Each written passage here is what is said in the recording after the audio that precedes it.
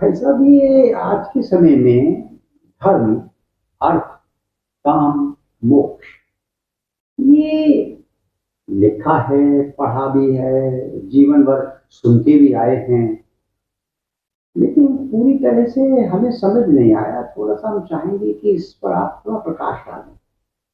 पूरा जीवन हमारा चला गया कि धर्म से क्या मतलब है, अर्थ क्या है उसमें, काम क्या है उसमें, और मोक्ष कहते हैं।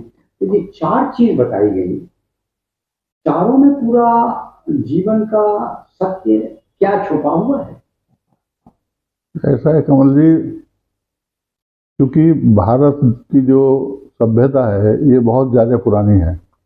जितनी पुरानी सभ्यता होगी उसका जो इवॉल्वमेंट है, उसका जो डेवलपमेंट है उतना ही फाइनर होता है। जैसे ना एक तो MBBS होता है, एक MS होता है, फिर एक MCH होता है, फिर एक और आगे होते हैं। मतलब तो इस तरह से नॉर्मल से सुपर स्पेशलिस्ट तक सभ्यता का भी विकास होता है। अब जहाँ तक आपने इन चार चीज़ों की बात की, ये भी उसका विकास का ही एक अंग है। इन सब का सत्य से कोई वास्ता नहीं, ये सब संसारी जीव के लिए हैं। जहाँ तक सेक्स की बात है तो ये जो ओरिजिनल 3 इंस्टिंक्ट बताए गए हैं एनिमल किंगडम के, सभी जो जितने भी जीव हैं सब में एक सा ही है। पहला तो क्या है कि जो बॉडी है, ह्यूमन बॉडी कहिए, किसी भी एनिमल की बॉडी कहिए, पहली उसकी आवश्यकता है भोजन। दूसरी है विश्राम के लिए ऐसा सिक्योर स्थान चाहिए जहाँ की वो जो भोजन खाया है वो पच करके एनर्जी में कन्वर्ट हो सके और बॉडी रिफ्रेश हो जाए एक तरह से उसकी। जो तीसरा जो उसके बाद है वो केवल एक ही बात बताई गई है, वो है प्रोक्रिएशन, अपनी संतति को आगे बढ़ाना। अब आपने अगर देखा हो, ह्यूमन जो बॉडी है वो एक अकेली ऐसी बॉडी है जो 365 दिन सेक्स कर सकती है, करती है। बाकी का सबका सीजन आता है। तो ये भी एक इवॉल्वमेंट का ही एक पार्ट है। ह्यूमन जो सभ्यता है धीरे धीरे जितनी आगे बढ़ी उतना सोफिस्टिकेशन होता चला गया। दूसरा, अब आज देखिए आज कितनी लेट मैरिजेस हो रही हैं। जनरली बिटवीन 30 एंड 35 मैरिज हो रही हैं आजकल। तब तक क्या है कि जो सेक्स है वो ओरिजिनल सेक्स नहीं रह गया, अब औपचारिक सेक्स है। ये एक तरह का उसका जो रूटीन है उसका पार्ट बन गया। जबकि सेक्स तो जो हार्मोनल डिस्टर्बेंस जहाँ से शुरू होता है, आदमी को बोरा जाना चाहिए, जंगली हो जाना चाहिए एकदम, दैट इज सेक्स एक्चुअली। लेकिन सभ्यता के ओवर सिविलाइज्ड होने के कारण से अनफॉर्चुनेटली उसका जो एक तरह का कहिए जो उसकी सुगंध है सेक्स की वो खत्म हो गई है। आज आप देखिए कि माँ बाप जो हैं, पति पत्नी जो हैं, वो तय करते हैं कि हमें कार लेनी है या बच्चा लेना है। अमेरिका हस्बैंड वाइफ दोनों जा रहे हैं, बच्चा पैदा नहीं कर रहे, यहाँ संभालेगा कौन? उनके कोई मान ली पेरेंट्स भी नहीं है। तो एक प्रकार का वो प्रोक्रिएशन जो है, ये टू मच सिविलाइज्ड होने के कारण से वो बात ही खत्म हो गई है। सब चीज फॉर्मल में आ गई है, सब चीज एक नकलीपना आ गया है, फेक हो गया सब। तो असली जो नेचर है एनिमल किंगडम वाली, वो मनुष्य की खत्म हो गई है। और मुझको ही लगता है कि कहीं ये डिस्ट्रक्शन की तरफ तो हम नहीं बढ़ रहे। क्योंकि आप देखो ना, यूरोप है, यूरोप सब बूढ़ों का है, जापान बूढ़ों का है, उनकी पॉपुलेशन बजाय बढ़ने की घट रही है। अब अगर ये जो इंटेलिजेंट जो ह्यूमन बीइंग्स हैं, अगर उनके बच्चे नहीं होंगे और ये जो भीड़ है जो बिल्कुल ही जाहिल लोग हैं, इनकी पॉपुलेशन अगर बढ़ती चली जाएगी तो एंड आएगा नहीं आएगा। अब जिनके पास परमाणु बम वगैरह हैं, डिस्ट्रक्टिव वेपन्स हैं, किसी दिन कोई ऐसा पागल कोई प्रेसिडेंट या प्राइम मिनिस्टर बन गया, वार चालू हो जाएगी, थर्ड वार, और वो खत्म हो जाएगा सबका सब। तो एक्चुअली ये जो पॉपुलेशन नहीं बढ़ पा रही है उसका मेन कारण यही है कि चॉइस से होने लगा। पहले चॉइस से बच्चे कहाँ होते थे, सबको कहते थे बस भगवान की देन है, अल्लाह की देन है, खुदा की देन है। और अर्ली मैरिज होती थी। अब देखिए जो रियल जो हार्मोनल डिस्टर्बेंस है सेक्स का, वो कब होता है? 15-16 साल में शुरू हो जाता है और 20-25 के बीच में ये हाईएस्ट पर होता है।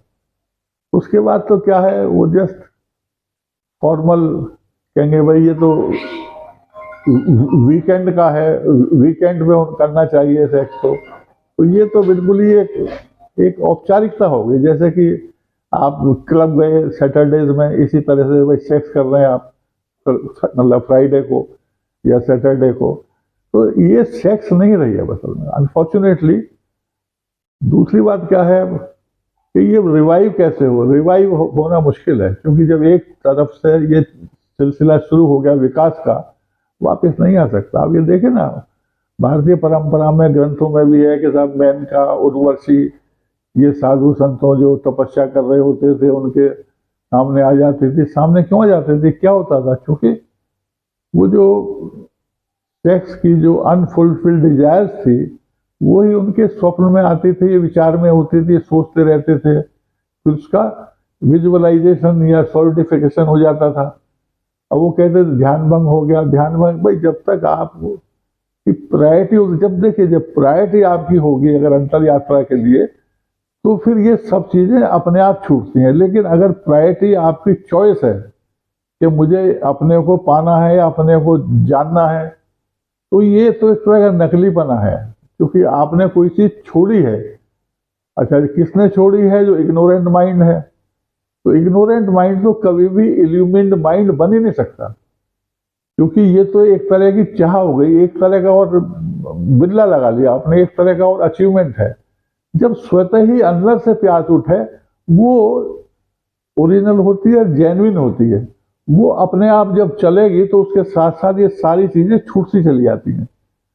तो जो आपका जो प्रश्न है उस पर लौट के आते हैं, तो मुझे ये लगता है कि ये जो चार जो आपने बताई, ये चारों के चारों जो हैं, इसमें जो मोक्ष की इच्छा है, जब तक ये उस सांसारिक इच्छाओं का पार्ट रहेगा, मेरे ख्याल में नहीं है। जो ब्रह्म सूत्र है उसका पहला ही सूत्र है, अर्थातो ब्रह्म जिज्ञासा।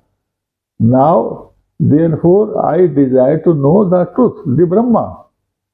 तो क्या है कि एक तरह का उसकी समझ घटित होती है, चाहे वो इंटेलेक्चुअल लेवल पे हो। तो वो जब तक घटित नहीं है, तब तक आप किताबें पढ़ते रहें, ये पढ़ते रहें, अपना ज्ञान वर्धन करते रहें, तो ये ठीक है। आप सोसाइटी में बैठ करके बात कर सकते हैं अंतर यात्रा के ऊपर, अध्यात्म के ऊपर, लेकिन उससे कोई पर्पज नहीं होने वाला। बल्कि उल्टा क्या होगा कि जो आपकी जो अपनी जो जेन्युइन यात्रा है वो और स्टक हो जाओगे, आप रुक जाएगी वो, क्योंकि आप समझोगे मैं तो आध्यात्मिक हुए, मेरे को क्या करने की जरूरत है। इसी तरह जो समाज में आपने देखा होगा, जो सोशल वर्कर हैं, समाज में काम कर रहे हैं, उनका सम्मान होता है, सब लोगों ने कोई पद्मश्री दे रहा है, कोई कुछ दे रहा है, तो वो भी उनके लिए भी एक अवरोध बन जाता है अपनी अंतर यात्रा के लिए।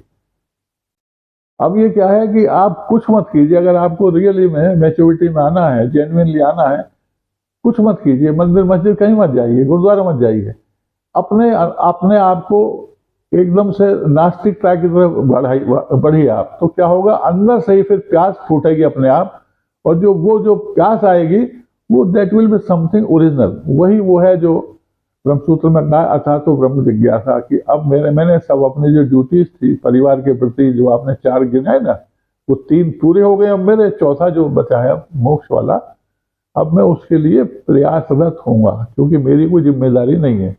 एक तो ये है। दूसरा इसमें क्या है कि मैंने ये देख लिया कि संसार में कुछ नहीं है। हर व्यक्ति बूढ़ा होगा, बीमार होगा, मरेगा, तो यहाँ क्या है?